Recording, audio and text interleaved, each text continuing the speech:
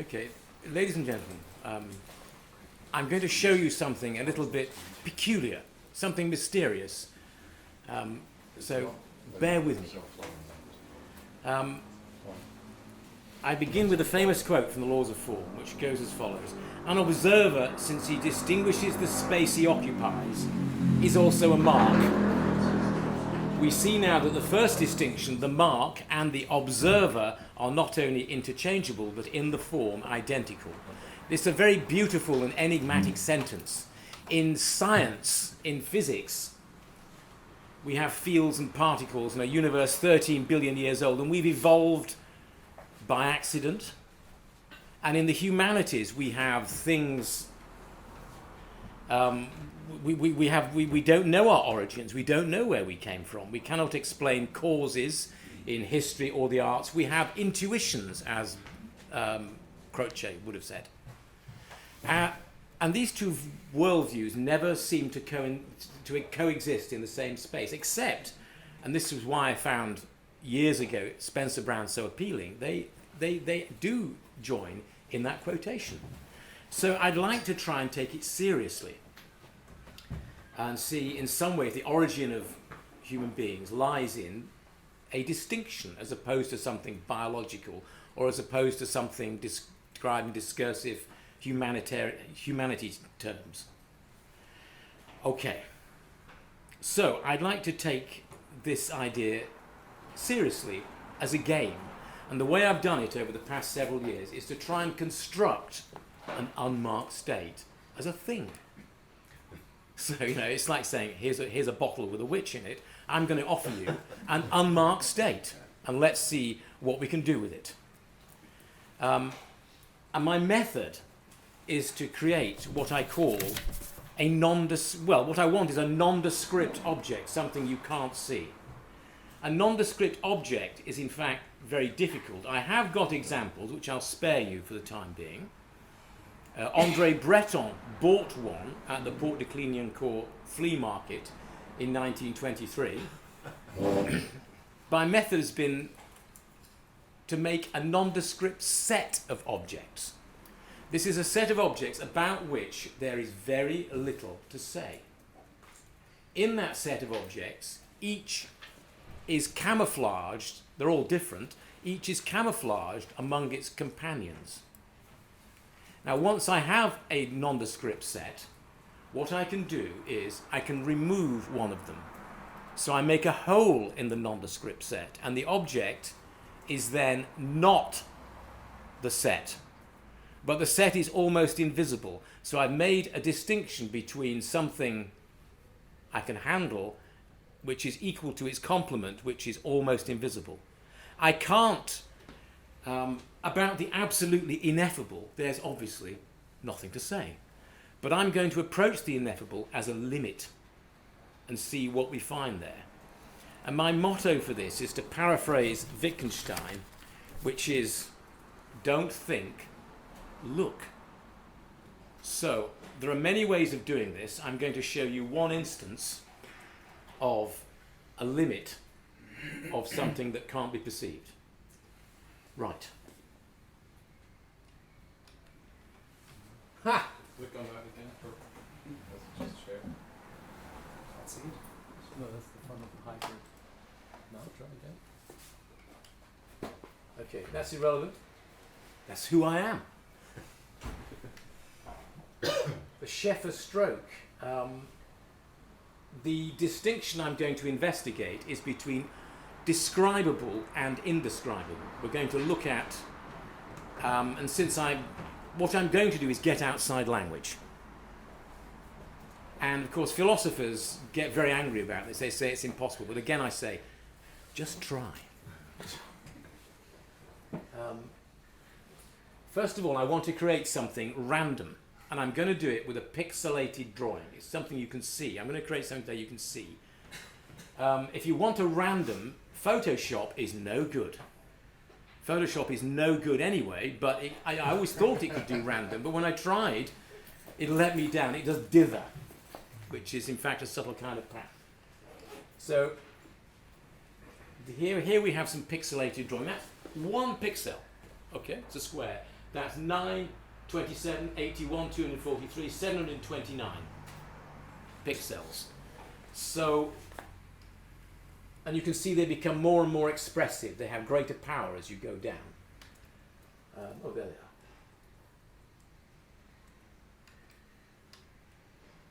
And here are 729 times 729. And that is a random, I generated that in an Excel spreadsheet. So every cell has a 0.5 probability of being black or white. And that is nothing. There's nothing to say about that. It could by accident have fallen into that pattern, which is 40 lines of 80 characters, which is a page from Borges' Infinite Library in Windows command font. Therefore, you can do Borges' Infinite Library in 729 by 729 bitmap pixels. And since Borges' library has everything, you can do the world in 729 by 729 pixels. That is a very compact description of anything. And just to prove it, oh, that's 243 by 243 pixels. Borges page, it's now unreadable. And there's 81 by 81 pixels, random. Sorry, Borges, you can no longer read it. 729 by 729 can do almost anything. Right, I'm going to take one little square of that, 81 by 81, and there it is. That is 81 by 81 random. I've done this many times. And what I want to say to you is that cannot say anything. It's just a nubbin of nothing. So let's look at it more closely. And let's break it into its component parts. And there they are. These are the portions of that pattern which do not meet along an edge. They might meet at a corner. These shapes are what mathematicians would call polyominoes. Now, what I would like to draw your attention to is the ones at the top say that's a square or two squares, and that's 3 in a line. That's a little T shape. That's an L. All those I can describe in the common language of geometry and common sense. But the ones down here are what I would call random. So if I'm looking for something that can't be described, those are random and those are ordered. But there's a middle zone which is neither ordered nor disordered. And this is, we're coming to this now, this is going to be the unmarked state, and this is the marked state, and I will now find the mark for you between what is ordered and disordered, between what is describable and what is not describable. Okay, so let's look at that middle portion. I've started colouring in, some of these can be named. That one, I'll show it bigger in a moment, looks a bit like a man in a hat, purely by chance. That one is a kind of squiggle. So these are the nameable ones. These are definitely random. And these are the in-between ones, and they're listed here according to the number of pixels that the polyominoes have in them. That's the man who looks like a hat, I think. So that one, we're not going to be interested in that. And some of the others, well, where the division between nameable and unnameable comes is, in a sense, up to you with your own knowledge and language of the world. Now, I think some of those look like things. I think that one looks a bit like a deer. That looks like an iron. That's a trumpet. And there's a man taking his hat off. Throw those away, nameable. What we want is something on the threshold of nameable and unnameable. And here are the ones, I think, that are ambiguous. And can you see what's happening to them? Sorry, right. I can select some of those and I can join them together, and blow me, it makes a word. It says thought.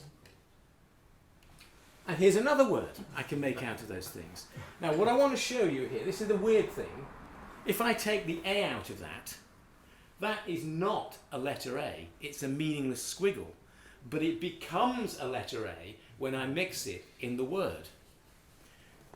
So you have this little bit of magic. Something is on the threshold of being meaningful or not meaningful according to its company. It is defined by what it is not. And having found these words at the threshold of order and disorder, I thought, well, maybe there's an alphabet.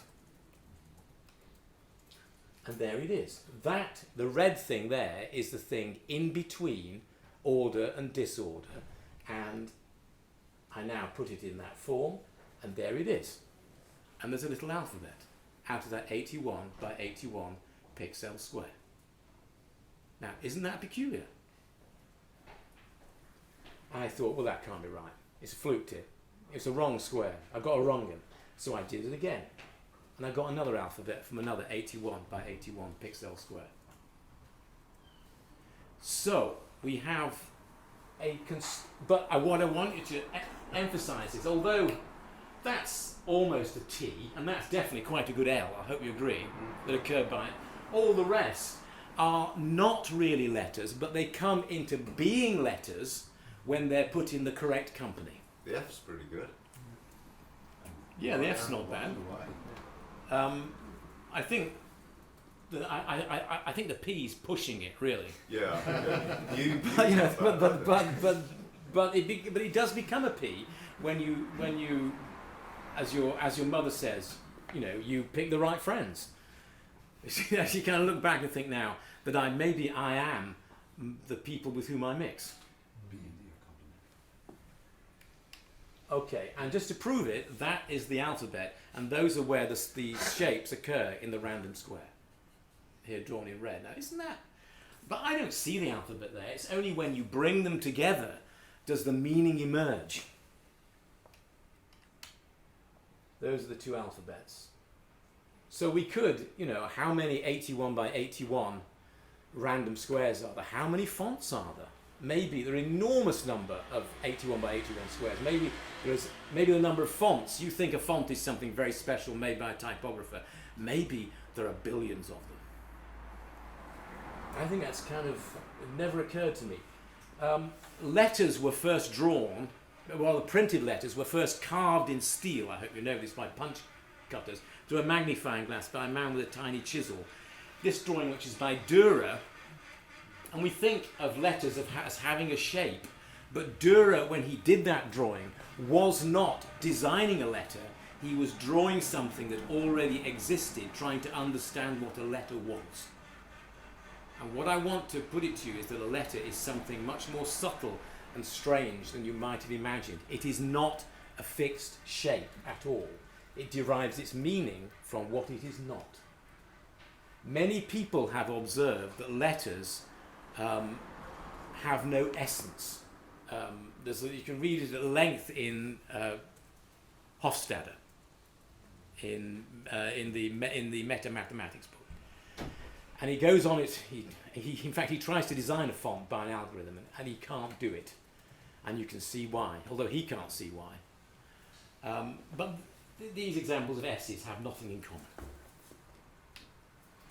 And I would like you to observe the obvious. Well, you know this. In fact, you can miss letters out of text and they appear. You can read a letter. It does not need even to exist for you to still read it. Letters are, you might explain that by saying print is very redundant. But there's a better way to make that statement, which is this. That if that was a random series of letters with gaps in, you wouldn't know what the gaps meant. It is only because that is a meaningful sentence that the gaps are filled in by your mind. So therefore, you want to turn this round and say, it isn't the case that atoms of letters make words, make sentences, make meaning. What you should say is, at the same time, it is the meaning that constructs the letter.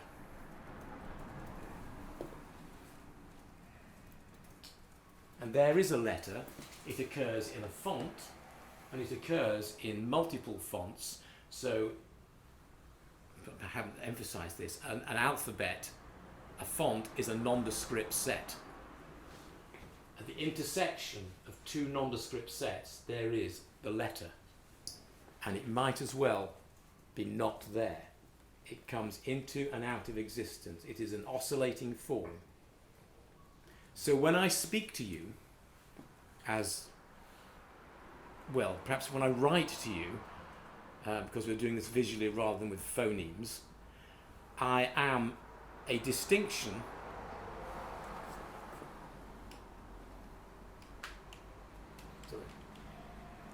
I am that distinction. I am neither there nor not there. It is the meaning of the sentence that creates me as I speak. This is what I think. The fact that letters cannot be described is not obvious. It would take me too long to go through all the instances.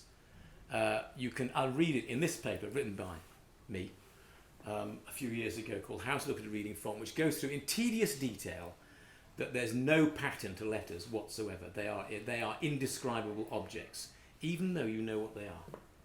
And you can guess that because when you use handwriting, every letter is different every time you write it. So it shouldn't be surprising, but we have this idea that a letter is a thing, described like an electron. And this is why, and I'll conclude with this now, you can find alphabets in nature like this, but you have to collect them. And most famously, in this example of an alphabet found in butterfly wings, the man who made this alphabet was, I think he worked for a New York museum and he collected butterflies, but it took him 20 years to make it. And there's a lot of selection involved, but it is possible. Incredible. So the alphabet is, I don't know, I can't quite be sure of this. It isn't a natural object, but it's almost natural.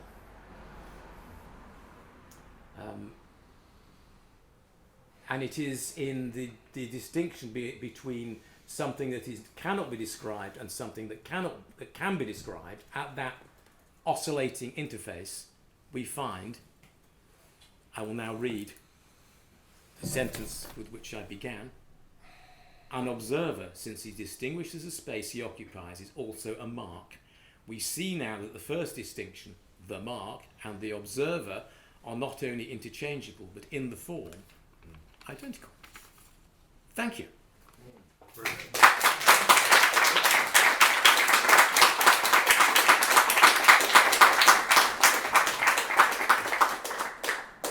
Delightful and brilliant, Andrew. Thank you. Absolutely. Right, I'll now answer any question. Maybe. Yes. Fred. I'll just say we only have that one mic. Okay. Thank you, Andrew. You gave voice to something that's been perplexing me for years, very, very well.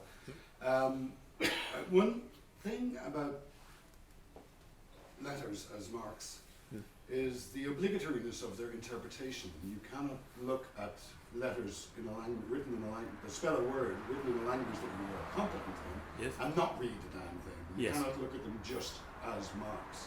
Correct. This has fascinated me for a long time, and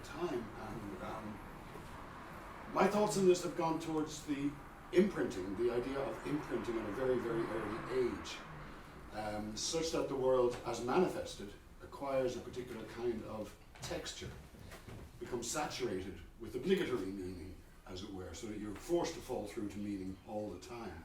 Yes. I don't know if this makes sense to you in light of what you just said, but that would suggest that the observer is also at the same time bound by these culturally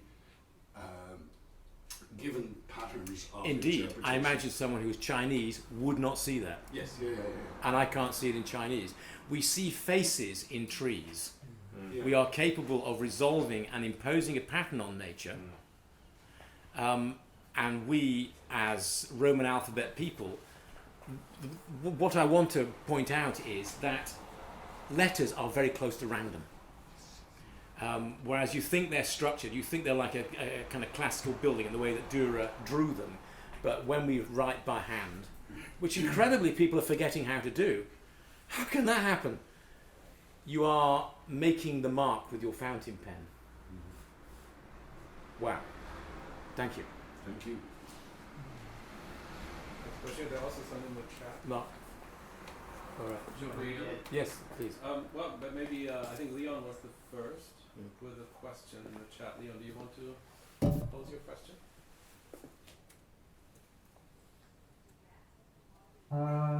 I'll make it brief. I'll choose one question. You chose numbers, Andrew. Interesting numbers, and you left much unsaid about those. Lots could be said. You mean if I'd used a bigger square? Well, 91 or 81. I was going up in factors of 3. The first, there is more to this than I've said. I can do the same thing with a 3 by 3 square, and I create dice. When I get to 81 by 81, I'm making letters. At 243 by 243, I haven't investigated, but I think I will find a human face when I get to it. So there is more to that. Thank you. Maybe Lyle Anderson from the... Yeah, let's squeeze in a couple more questions here.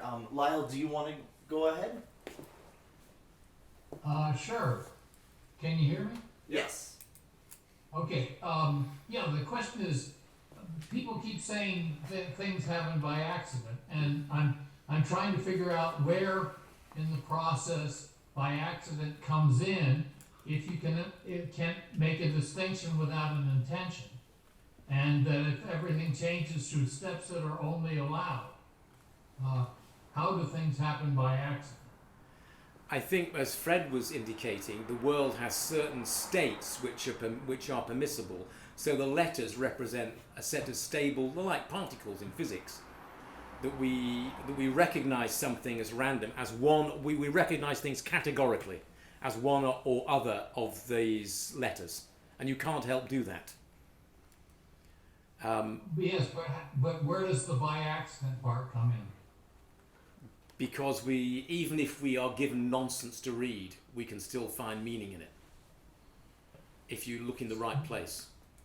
So, but my point is that it looks like that organization is built in. It's not by accident. It has to be intended. This is too deep for me. There's a freedom in in the structure of the letter. There is an incredible freedom in the structure of the letter. They are very flexible objects. And that you interpret that when you read it. Indeed you do. As to what the origin of the alphabet is, I do know no one knows where it came from. And all fonts are related in a tree, like an evolutionary tree, going back to one original alphabet which emerged in the Sinai 3,500 years ago. Which is another very weird. Even runes belong to that tree. But the idea of 24, or 25 or 26 categories being where that came from, I have no idea. You had a question, Mark. I suppose the question is, what's the mechanism and where is the mechanism? So there may be two possible answers to that. So I think you are of the view that the mechanism is somehow in the observer. But it might equally be in the communication system. So if you're Nicholas Luhmann, for example, you would say it's in the communication system. There is a paper by Leidesdorff and Daniel Dubois where he did a very similar thing to you. So he took a random noise and he fed it into itself. He said, well, this is this, and he showed that by feeding it into itself, form starts to emerge. I'll send it this. Okay. There's a book, Evolutionary Dynamics of Discursive Knowledge, which is just published. But where's the mechanism? Maybe one more quick question. Yeah, just to combine those two things, that I would say in response to Luke 2 and your talk, that the world is an accident waiting to be interpreted. And so it's not neither in the communication, nor what's the other one? In the observer. In the observer, but it's that act of interpretation that turns that abstraction of letters into something meaningful, like war and peace. Yes. I am agnostic on this matter because I'm no philosopher. Therefore, my method is to make something real because I'm an architect. So I observe this phenomenon and I'll invite you to interpret it. Okay. I have, by the way, many other nondescript sets apart from alphabets. They are, I think, a general category of things. You can, in fact, you can make them at home. Interesting hobby. Okay. All right. I think that's Sorry, time. just- Okay. Yeah, one more. So I'm wondering if they're just some sort of eigenform of our. Well, of that our would be sensory motor a system. mathematical way of expressing it, or we would use category, and we learn these categories as children, and they reinforce, and then they're kind of self-creating once they get going. Wow. Yeah, that's probably time. Can I jump in there real quick The rest here? is silence. Thank you. Yeah, Take over. yeah. Thank you.